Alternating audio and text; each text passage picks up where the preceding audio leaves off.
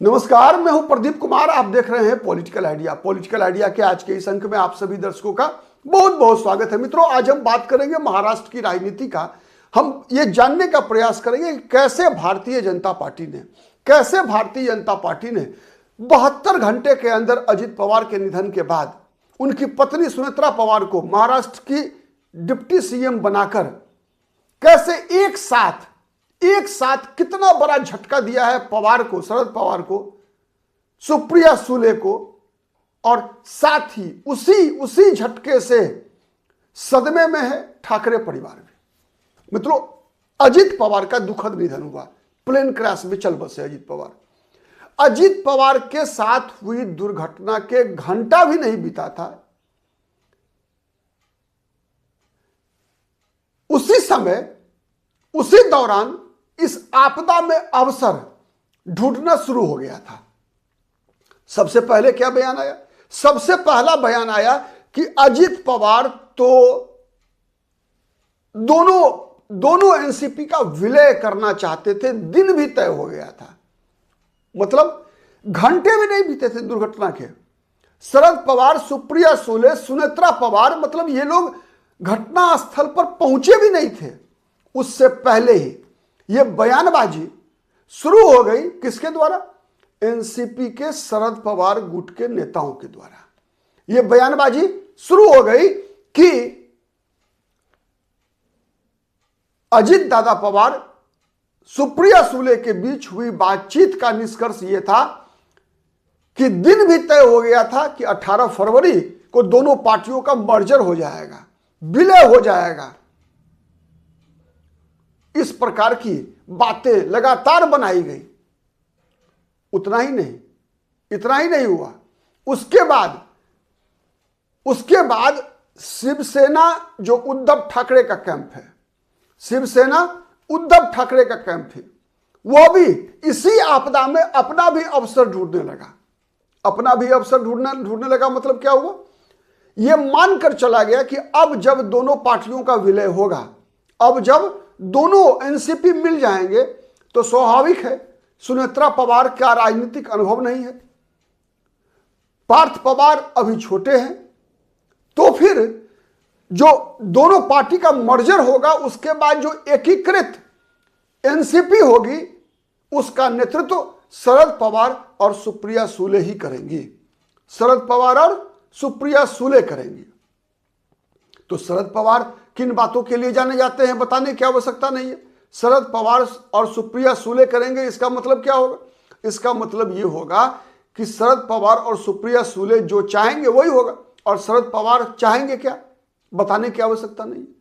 क्योंकि 2019 में शरद पवार, अमित शाह और देवेंद्र फडणवीस, मतलब शरद पवार के धोखे से, शरद पवार के झटके से भारतीय जनता पार्टी इतनी व्यथित हुई थी मित्रों, इतनी व्यथित हुई थी कि अमित शाह ने कसम खा लिया था। मैंने बताया था आपको एक वीडियो में आज से 2-3 महीना पहले कि अमित शाह ने कसम खा लिया था कि महाराष्ट्र की राजनीति में दो ऐसे चेहरे जिन्होंने अमित शाह को 2019 के विधानसभा चुनाव के बाद धोखा दिया था, उन दोनों को अमित शाह और देवेंद्र फडणवीस की जोड़ी सबक सिखाएगी।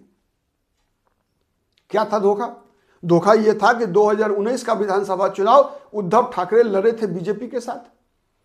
दिल्ली में नरेंद्र, मुंबई में देवेंद्र के नारे पर बीजेपी और शिवसेना का गठबंधन था, जिसने बहुमत से चुनाव जीता था वहां।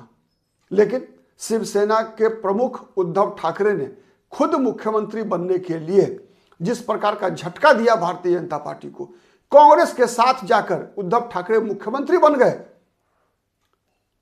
उस धोखे को भारतीय जनता पार्टी भूल नहीं पाई। साथ ही भारतीय जनता पार्टी शरद पवार के द्वारा दिए गए धोखे को भी नहीं भूल पाई। शरद पवार ने एक साजिश रची, जिस साजिश के तहत अजित पवार को आगे करके बीजेपी के साथ सरकार बनवा ली। 72 घंटे की सरकार। भगत सिंह कोश्यारी उन दिनों महाराष्ट्र के गवर्नर हुआ करते थे। देवेंद्र फडणवीस मुख्यमंत्री, अजित पवार उप मुख्यमंत्री के रूप में शपथ ले चुके थे, लेकिन फिर शरद पवार ने समर्थन करने से मना कर दिया। कहा कि हम तो फंसाए थे। मतलब इस बात की शरद पवार ने चर्चा की कि हमने ऐसा नाटक अजित पवार के माध्यम से नाटक रचा था, बीजेपी को नीचा दिखाने के लिए, देवेंद्र फडणवीस को नीचा दिखाने के लिए, अमित शाह को नीचा दिखाने के लिए केवल यह शरद पवार की राजनीतिक साजिश थी, जिस साजिश में देवेंद्र फडणवीस ही नहीं बल्कि भारतीय जनता पार्टी के केंद्रीय नेतृत्व की भी किरकिरी हुई थी। वर्षों तक, कई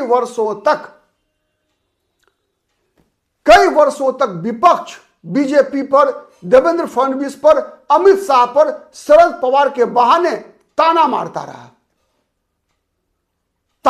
रहा कि सत्ता लोलुपता में भारतीय जनता पार्टी ने बिना बहुमत होते हुए भी अजित पवार के साथ मिलकर सरकार बना लिया और फिर कैसे सरकार गिरा दिए।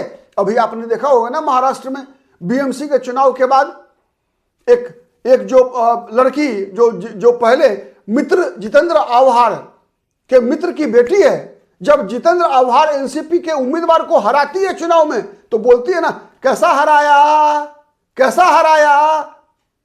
तो शरद पवार वही कह रहे थे, कैसा धोखा दिया। अब अपना अनुमान लगाइए, कैसा धोखा दिया, ये कहकर हंस रहे थे शरद पवार भारतीय जनता पार्टी पर। उसी के बाद भारतीय जनता पार्टी ने, देवेंद्र फडणवीस ने कसम खाई थी शरद पवार की पार्टी को तहस नहस करने का। और आज कल्पना कीजिए कि अगर ये पवार की परिवार एनसीपी अगर एक हो गई होती, अगर भारतीय जनता पार्टी ने एक होने दिया होता, अगर आज भारतीय जनता पार्टी ने सुनेत्रा पवार के साथ को डिप्टी सीएम बनाकर जो रणनीति बीजेपी ने जो पासा फेंका उसमें बीजेपी असफल हो गई होती तो क्या होता। ये इस बात की संभावना कम थी मित्रों कि महाराष्ट्र की सरकार गिर जाती, इस बात की संभावना कम थी, लेकिन महाराष्ट्र की राजनीति में भारतीय जनता पार्टी फिर एक बार कमजोर होती। और कमजोर होती किस प्रकार से, आप समझिए इस बात को। अगर एनसीपी एकजुट हो जाती और वो शरद पवार के नेतृत्व वाला एनसीपी दोनों घटक इंडिया अलायंस के साथ जाकर बीजेपी की सरकार को समर्थन देना बंद करता, तो आप अनुमान लगाइए कि एकनाथ शिंदे की ताकत कितनी बढ़ जाती, कितनी बढ़ती एकनाथ शिंदे की ताकत। आप इस बात को अनुमान लगाइए केवल। और संभावना ये भी बनती है कि एकनाथ शिंदे अगर उद्धव ठाकरे से मिल जाते, यदि राजनीति में कुछ भी संभव है, यदि एकनाथ शिंदे उद्धव ठाकरे से मिल जाते तो क्या होता, तब तो सरकार भी गिर सकती थी। फिर एक बार शरद पवार ये कह रहे होते और शरद पवार की हां में हां मिला रहे होते उद्धव ठाकरे भी, क्योंकि जब एकनाथ शिंदे उद्धव ठाकरे के साथ आ जाते, भले ही उद्धव ठाकरे मुख्यमंत्री बना देते एकनाथ शिंदे को, लेकिन पूरी शिवसेना एकजुट होकर पूरे शिवसेना के प्रमुख के रूप में उद्धव ठाकरे अगर फिर उसी स्थिति में हो या होते जिस स्थिति में वो एकनाथ शिंदे के मुख्यमंत्री बनने बगावत से पहले हुआ करते थे, वही ताकत होती उद्धव ठाकरे के पास। और उस ताकत का इस्तेमाल आने वाले दिनों में महाराष्ट्र की राजनीति में बड़े पैमाने पर उद्धव ठाकरे करने की स्थिति में होते और उद्धव ठाकरे और शरद पवार से भी बड़ा ताना मार रहे होते संजय राउत, देवेंद्र फडणवीस को और अमित शाह को, कैसा हराया, कैसा लपेटा, ये चीजें होती महाराष्ट्र की राजनीति में। इसीलिए आप कह सकते हैं कि इस आपदा में जो अवसर ढूंढ रहा था शरद पवार, सुप्रिया सुले का खेमा और उद्धव ठाकरे के संजय राउत, उद्धव ठाकरे का खेमा कि एकनाथ शिंदे को साथ लाकर शरद पवार एनसीपी को एक साथ करके बीजेपी को फिर से 2019 वाली स्थिति में पहुंचा दिया जाए, उस मंशा पर बीजेपी ने पानी फेर दिया है। आप क्या सोचते हैं कमेंट करके बताइएगा। आज के लिए इतना ही, फिर मुलाकात होगी किसी अन्य मुद्दे पर, तब तक के लिए नमस्कार।